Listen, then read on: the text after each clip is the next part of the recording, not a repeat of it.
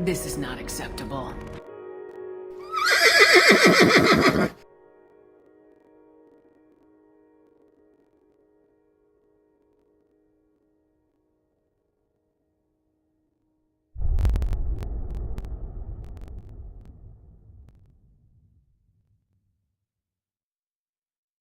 Welcome to week 2 of my Mass Effect series. It's Hiddenpurple, and this week we're talking about Mass Effect 2. Mass Effect 2 was the highly anticipated sequel to 2007's Mass Effect. After being introduced to the Mass Effect universe, fans had waited 3 years to get their hands on the second game, and let me tell you, they were not disappointed. The sequel was nearly flawless in its execution, and is arguably the best in the trilogy. So let's rewind to January of 2010 and talk about what it was like at launch.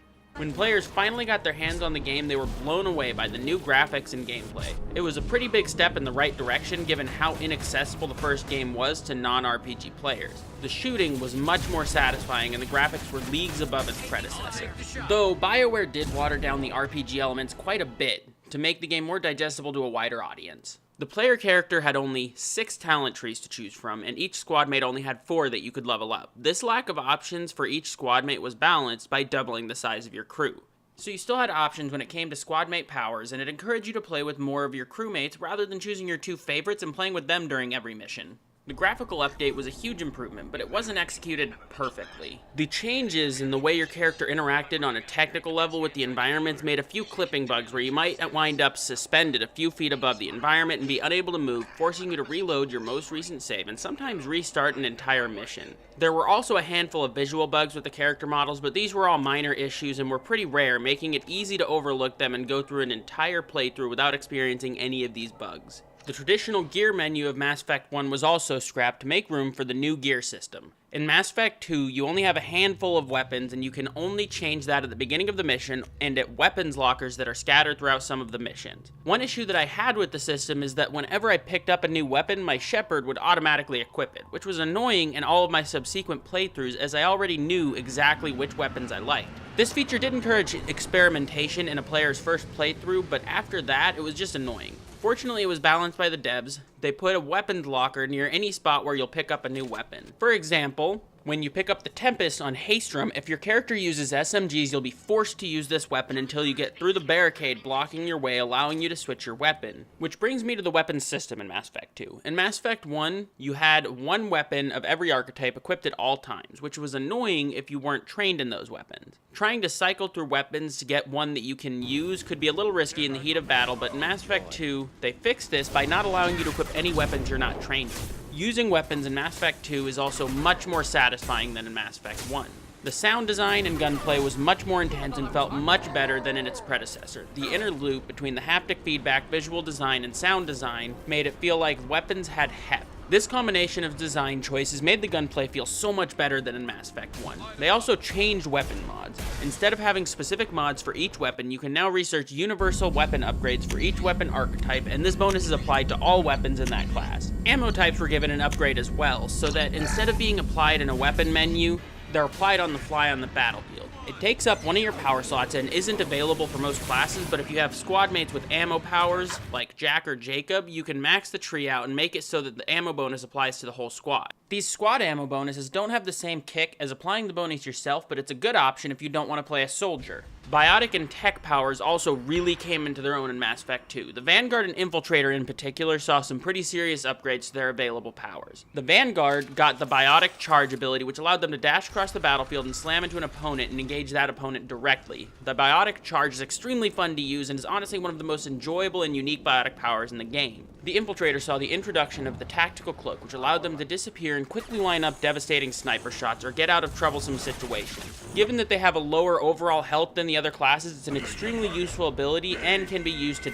devastating effect. When you're invisible, the next shot fired will cause double damage, which stacks with other damage bonuses, so headshots with sniper rifles while using this ability can take out extremely powerful enemies with ease. I'm a little mixed on the other biotic and tech abilities in this game. While they are much quicker to use and easier to combo, they don't feel as powerful in Mass Effect 2 as they did in Mass Effect 1. The animations are much shorter, so you aren't exposed to fire for as long when using your abilities, but the way they affected the environment in Mass Effect 1 made the powers like Lift, Throw, and Singularity feel like they were truly unstable and incredibly dangerous and powerful abilities.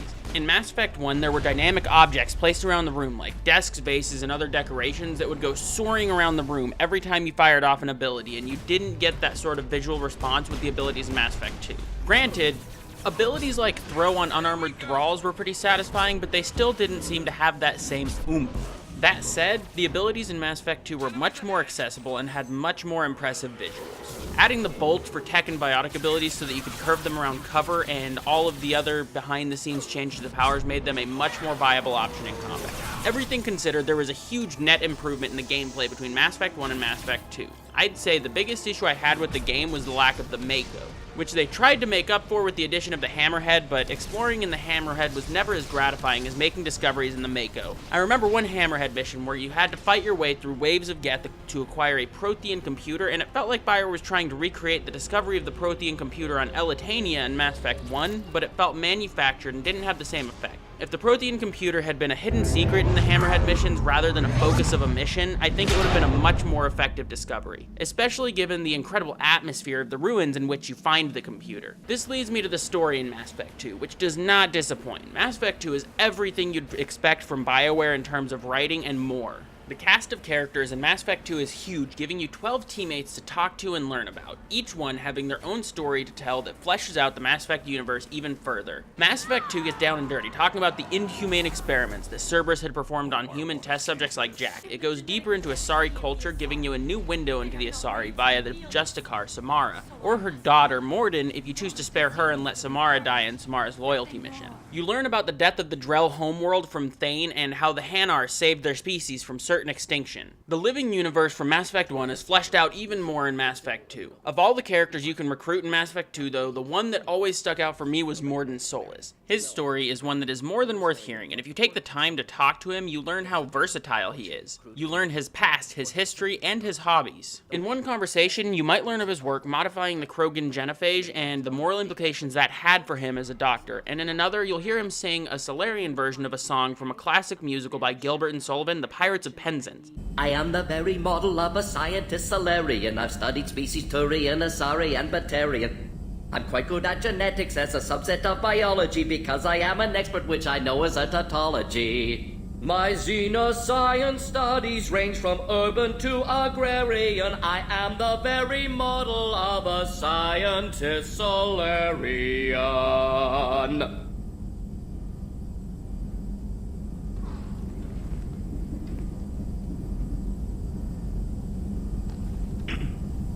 The comments from your squad mates throughout the missions also lend credence to their personal backstories and moral codes. The missions in one playthrough can feel completely different in another playthrough if you play with a different squad. In my most recent playthrough, I had held off on doing Tally's loyalty mission until after I picked up Legion. When I brought Legion on that mission, I experienced the mission in a way that I never had before in my dozens of other playthroughs. The overall story of Mass Effect 2 is one that will stick with you, and some of the decisions you're forced to make will haunt you later on in the game and even in Mass Effect 3. I'm coming to the end of this review. Before I finish, I'd like to talk a bit about the music in Mass Effect 2 and about the relation of music to storytelling in general. I don't think people realize how important a good score is in a visual medium. Without the music, even a stellar story like Mass Effect would suffer considerably. Mass Effect 2 has some of the best music I've ever seen in a video game, and that includes Mass Effect 1 and 3. As an example, I've taken the scene where we're introduced to the Normandy SR2 and recorded it twice, once without the music and once with the music. These two scenes are almost completely different in terms of tone and emotional impact. Without the music, you don't feel the same emotional impact of the Normandy reveal. I want you to remember this though, because it's going to come up when I finally get around to talking about Mass Effect Andromeda. They only told me last night.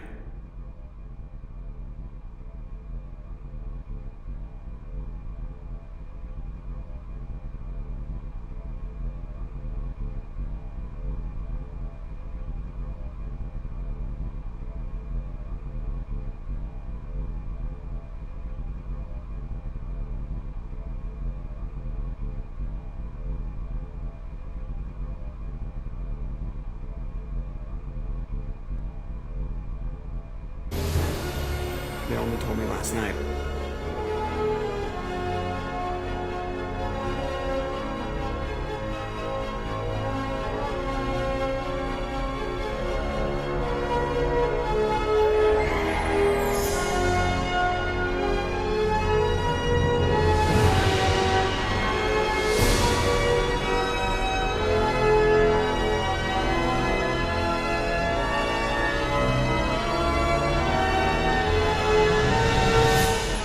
Thanks for tuning in this week, everyone. I hope you enjoyed the video. If you did enjoy the video and you want to support my channel, just hit that like button and leave a comment down below. Maybe hit the share button if you're feeling daring. The more interaction this video gets, the more likely it is to pop up on a Google search or on someone's feed. Have a great week, everyone.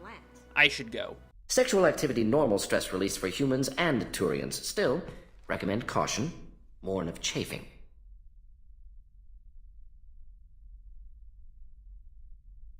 You have a recommendation as a doctor? Turians based on dextro amino acids. Human ingestion of tissue could provoke allergic reactions. Anaphylactic shock possible, so don't ingest.